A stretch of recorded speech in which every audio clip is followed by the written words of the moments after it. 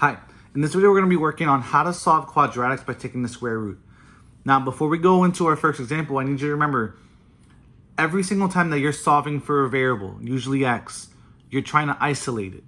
And once you're able to isolate it, you're supposed to do the opposite to get x as a final answer. So in this case, you're going to see a lot of squares called quadratics. So every time that you see a square and you only see one x, so x to the second power, and you only see it one time, your goal was to isolate the x squared so that you can take the square root on both sides, giving you your answer. All right, you ready? So in example 1, you're going to start off with a very basic example. It says x squared equals to 9. X squared's already isolated, so I feel good. So what I'm going to do is I'm going to ask myself, okay, what's the inverse, what's the opposite of x squared? The inverse of x squared is technically taking the square root of it. So what I'm going to do is I'm going to square root both sides. And when I square root both sides, notice that the square and the square root are going to cancel, leaving me with x. And on the right side, I have to do the square root of 9. But if you remember correctly, the square root of 9 is technically 3. Now, the one rule that you have to remember is every time that you take the square root property on both sides, you have to include a plus or minus. So my final answer is going to be x squared equals to plus or minus 3 as my final answer. And that's pretty much what you're going to be doing every single time, okay? So now we're going to get to example 2. You'll notice it says x squared minus 41 equals negative 5. It's a little bit more difficult because why? X squared is not isolated anymore. So you need to do everything in your power to isolate that x to the second power. So I see a minus 41, so we know that the inverse, the opposite of minus 41 is plus 41 to both sides.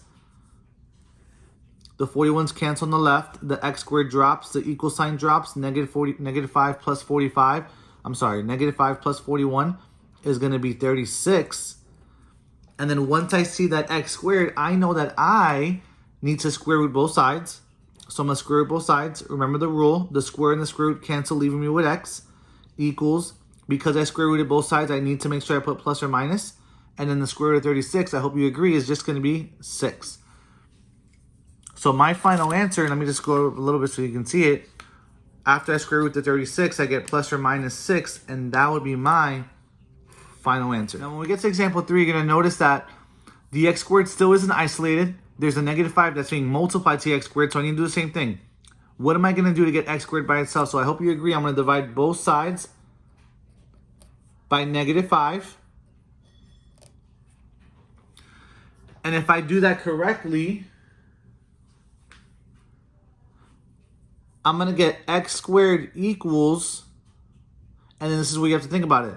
Negative 18 divided by negative 5, negative 180 divided by negative 5 is going to be 36.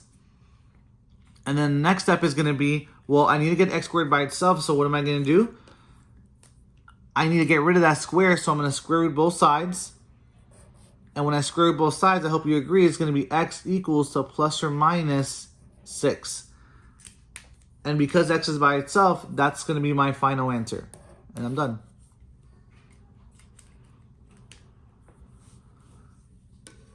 So now I get to example 4. And in example 4, you're going to see that it says 39 equals to 3 parentheses x squared plus 7. Notice that the x squared is all the way in the inside. And there's all these stuff, these integers, these numbers, these parentheses, all around x squared. So I have to isolate the x squared. So I need to get rid of everything in the front. So there's two ways of doing this. Every time that you see a number in front of parentheses, you could distribute the 3 to the x squared and the 7. So that's going to give me 39 equals to 3x squared plus 21. Now, I know that the 39 is on the left-hand side, and usually the x squared was on the left-hand side, but that's okay. You can leave it there. Or if you want, you could rewrite it as 3x squared plus 21 equals to 39 if that helps you out a little bit more. So once I'm here, I know I need to get this x squared by itself. I never try to divide first. I'll try to subtract 21 to both sides to make my life a little bit easier. That's going to give me 18. Drop down the equal sign, drop down the 3x squares, and the 21 cancels nicely. I'm not done yet because there's an x squared and there's a 3 in front of it. So what I'm going to do is I'm going to divide both sides by 3. And then bring this up. This is going to give me 6 is equal to x squared. Now, I'm almost done. I see an x squared, so I'm going to square root both sides. Remember, when you square both sides, that's a plus or minus. But now this time, I don't know what the square root of 6 is. It's not a nice, clean number. I can't break it up either. So because of that, I'm going to leave it as square root of 6 equals to, this cancels, x.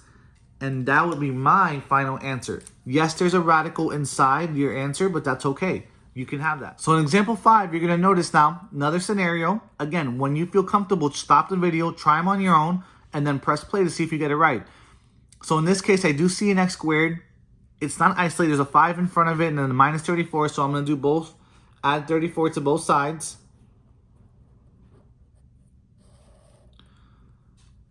86 plus 34, in case we forget, is going to be 120. Bring down the 5x squared. 34s cancel out nicely. I'm not done yet though because there is a 5, so I need to get rid of the 5. So I'm going to go ahead and divide both sides by 5. And if you do that correctly, 120 divided by 5 is going to be 24 is equal to x squared. Now, running out of space, I'm going to go to the left. You also see that there's a square there, so I'm going to square root both sides.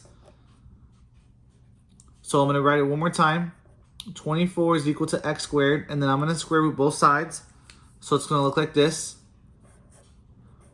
Don't forget it's plus or minus, and then the x squared is going to break up to just be x. Now the question is, what does the square root of 24 give you?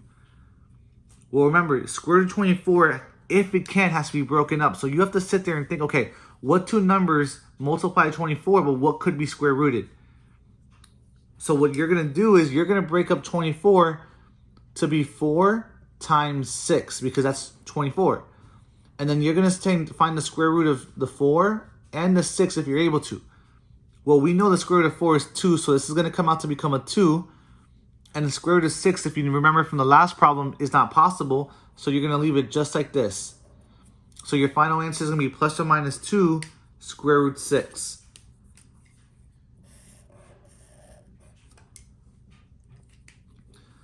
Now in example 6, you're going to notice that, again, there's a square, but notice that in this case, the square is around the parentheses. So I need to get this square by itself, which means I need to get this entire parentheses by itself, meaning I need to move the negative 3, but also the 6. So like we did last time, we always move this number that's being added subtracted first. So minus 6 to both sides. Drop down the left side. Gives you negative 27. Don't forget the square. Now, because the parentheses squared is almost by itself, there's still negative 3 in front. So I'm going to divide both sides by negative 3. And notice now this is going to leave me with x minus 5 to the second power is equal to this divided by that, which is going to give you positive 9. Now, I cannot add the 5 because it's trapped with the square. I don't know if y'all see that. So I need to get rid of that square first. So what I'm going to do is I'm going to square root both sides nicely. This cancels out. This is going to leave me with x minus 5 in the inside, but on the other side, I'm going to be left with plus and minus 3. Now, because x is still not by itself, you're not done with the problem. You have to create two scenarios. So your two scenarios are going to be this. Your first scenario is going to be x minus 5 is equal to positive 3 because of plus sign. And on the bottom, x minus 5 is equal to negative 3 because of minus 3. And then from here, do what you normally do. Let's get x by itself. So I'm going to add 5 to both sides on all the problems because it's the same exact step. And my final answer, I hope you agree, will be this 5 cancel out, that 5 cancels out. It'll be left with x is equal to 8. And then over here, it'll be x is equal to positive 2. And that would be my final answer. So example 6 definitely is the most complicated one that you've seen thus far because the aspect of there's an inside. And whenever there's an inside being squared, you're going to have to create two problems at the end to make sure that you can solve for both those answers individually. And then in our last problem, you're going to notice the same thing as example 6. So if you want to try it, pause the video, try it, see if you get the right answer. But notice what you see. You see a square, there's only one x, so that means I need to isolate the x and get it by itself. But I can't. There's a parenthesis being squared. So I need to get all of this by itself, meaning I need to move the negative 4 and I need to move the 2 that's being multiplied. So, keeping it basic, I'm going to add 4 to both sides. 4's cancel nicely. Rewrite the problem. 2 parentheses x plus 6 to the second power equals to 46 plus 4, which is going to be 50. I wish I was done. I'm not because there's a parentheses and there's a 2 in front. So I can't distribute the 2 because it's a square. So it doesn't allow me to. So I need to get rid of the 2 by dividing 2 to both sides. And I'm going to be left with x plus 6 inside the parentheses. The square still remains. And 50 divided by 2 is going to be 25. Now, I notice that there's a square, and that's the last thing that's left. So I'm going to square root both sides. This cancels out nicely. Don't write the parentheses because it's not needed anymore. Take out the x plus 6. And the square root of 25, don't forget, it's plus or minus 5. Now, again, we would have been done if x is by itself, but it's not. So what do I need to do? I need to create 2 different problems. X plus 6 is equal to the positive 5, and then x plus 6 is equal to the negative 5. Because again, remember, you have a plus or minus. So you get this answer, and you also get this answer. And then your last step is going to be to subtract 6 to both sides. Minus 6 minus 6. I'll do it all at once so you see I'm doing it to everything. This is going to end up giving you x is equal to negative 1. And then over here, you're going to end up getting x is equal to negative 11. So the 2 answers for this case would have been x is equal to negative 1. And then x is equal to negative 11. And those would have been your 2 final answers. So again, every single time that your goal is to solve for an x squared, isolate the x to the second power and then square root both sides, but do not forget the plus or minus. All right, everybody, thanks for watching.